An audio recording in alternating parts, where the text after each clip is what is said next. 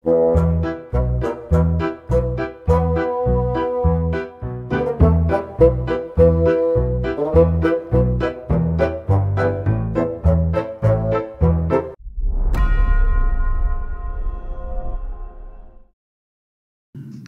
se foi to fai foi finga palo to le la o mai tawina mulio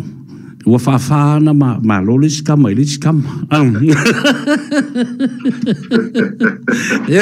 ta la no vai fa pena ya na fa pena la ya le ona pe la nga i la ngona ma manatu fo ile i la o fionga e tauna ye ni swinga mani me fa pena a tata no mo physically with the health o mai oi le uso ya Farwalo la to fale atawa ya olo mo la var malo si male anga lo fole tua ya te amei male ainga ya pa fitai la vele lo fole tua ya o te manatu foi ya olo manuia foi oe la fionga male na foi tu na tu no ya sa ole le foi sa no anga sa tato mau ese la vai le tulanga o le fainga palota sa ese foi tu sa tato lango ia ma ve ele tato lango malos ya te foi ya sa malos la vala lango le vai nga fai o lango i pe le time nei ma even though Sabea I didn't like the results but at the end of the day it is what it is wa fai nga palota ma o te fapea tu o te congratulations to fast ya lauli le sunga le palmia ia mala lato fo I vai na fai I le fai nga palota ai o le tulanga lava ia la ulango matulanga fa pena ia sa malo si lava la ulango I le vai nga fai le JPP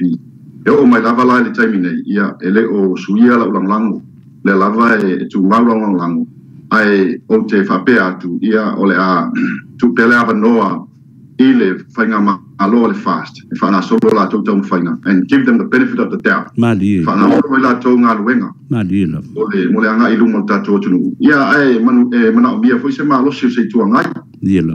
tuangai awa e nga tele nei mea mo fai nga malo fa tem grass for the check and balances ale malo si se tuangai ia ele malo si foi se fai nga malo mali la tulanga lea Sabea malo fa ta wo tele a o tata la loa I le so ma fa so le fa fonga le mai le fionga le parmia le sunga lauli al mali toa e oi foi na ia ni futia sa lua fete na ia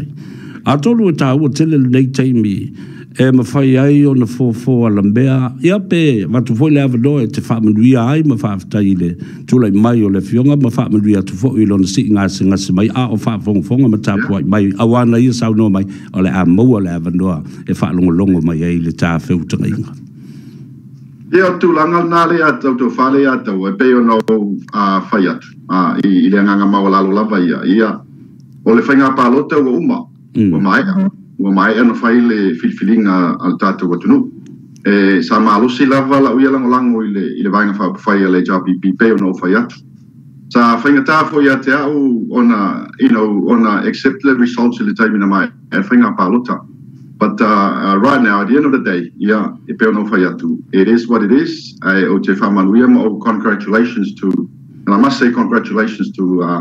Uli male vainga fai fast yeah